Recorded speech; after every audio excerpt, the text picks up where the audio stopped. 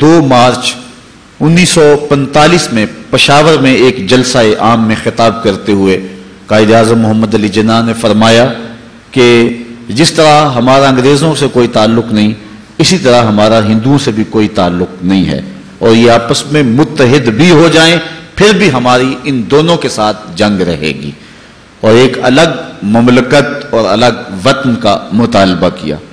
منبر و محراب پر ایک بھونچال آ گیا، قائد اعظم کو کافر اعظم کہا گیا۔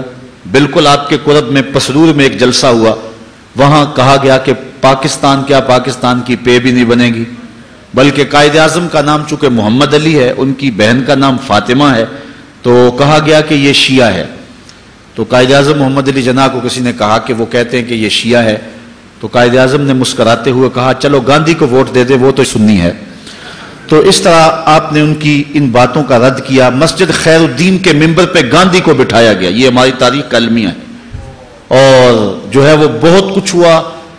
علامہ اقبال 1938 میں زندگی اور موت کی کشمکش میں تھے، لیکن انہوں نے اس نظریے کی تبلیغ اس وقت بھی نہیں چھوڑا۔ حسین احمد مدنی ٹانڈوی کے نام آپ کے جو مکتوب ہیں اور جو آپ کا مکالمہ اور مناظرہ ہوا ہے وہ تاریخ کے اوراق میں موجود ہے۔ جب اس نے یہ فتویٰ دیا کہ ملتیں اوطان سے بنتی ہیں، وطن خمیر ہے قومیت کی، جو جواب دیا تھا وہ کلیات اقبال میں موجود ہے۔ سرود بر سر منبر کے ملت از وطن است، چے بے خبر ز مقام محمد عربیست، بمصطفیٰ برساں خیشرا کے دی ہما اوست، اگر باؤ نہ رسیدی تمام بولہ بیست۔ اقبال نے کہا تھا کہ میں تو سمجھا تھا کہ یہ قرآن و حدیث پڑھنے اور پڑھانے والے دین کے مزاج سے آشنا ہوں گے، لیکن یہ جو فتویٰ داغا گیا ہے کہ ملتیں اوطان سے بنتی ہیں، اس سے سمجھ آ گئی کہ ان لوگوں کو ابھی حضور کے مقام سے خبر ہی نہیں ہوئی ہے۔ اور پھر اقبال نے جو دلیل دی دیکھیے کتنی خوبصورت ہے۔ اقبال کہتا ہے اگر ملتیں اوطان سے بنتی ہوتی، وطن کی مٹی سے ملتیں مارز وجود میں آتی ہوتی، تو اقبال کہتا ہے کہ پھر ابو لہب سے کیا اختلاف تھا، وہ تو رشتے میں سکا چچا لگتا تھا، وطن بھی وہی تھا، دیس بھی وہی تھا، مٹی بھی وہی تھی، آب و ہوا بھی وہی تھی، ابو جہل سے کیا اختلاف تھا۔ لیکن کہا گیا لکم دینکم ولی دین، تمہارا دین تمہارے لیے، میرا دین میرے لیے۔ تو یہ دو قومیتیں جو الگ الگ جو ہے وہ مرز وجود میں آئیں، یہ وطن کی بنیاد پر نہیں آئی تھی، یہ دین اور اعتقاد کی بنیاد پر مرز وجود میں آئیں۔ ایک طرف سکا چچا ہے، اس کو کہا تیرا میرے سے کوئی تعلق نہیں، اور دوسری طرف فارس سے آیا سلمان فارسی، سینے سے لگایا، کہا سلمان منا اہل البیت، لوگوں سن لو سلمان میرے اہل بیت سے ہے۔ اس کا نسب اور تھا، اس کا رنگ اور تھا۔ بمبئی میں قائد اعظم خطاب کر رہے تھے، ایک ہندو صحافی اٹھ کے کھڑا ہو گیا، اس نے کہا آپ دو قومی نظریے کی بات کرتے ہیں، ہندوستان کو تقسیم کر رہے ہیں، ہمارے ابا و اجداد ایک تھے، بعد میں کچھ لوگ آئے عرب سے، انہوں نے ان کے نظریات بدل دیے اور وہ مسلمان ہو گئے، لیکن ہمارے باپ دادا پر دادا تو ایک ہی ہیں، لہٰذا آپ ہم کو تقسیم کر رہے ہیں، خون تقسیم کر رہے ہیں، وطن تقسیم کر رہے ہیں، مٹی تقسیم کر رہے ہیں۔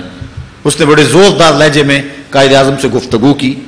اللہ تعالیٰ نے شخص کو بڑی بصیرتیں عطا فرمائی تھی، اور اللہ تعالیٰ جل شانہ نے پھر ان کے ذریعے یہ ایک بہت بڑا کام لیا۔ لوگ کہتے تھے دیوانے کا خواب ہے، ہو ہی نہیں سکے گا، لیکن پھر اللہ تعالیٰ نے کر کے دکھایا۔ تو قائد اعظم نے خاموشی اختیار کی، کوئی جواب نہیں دیا اس کا۔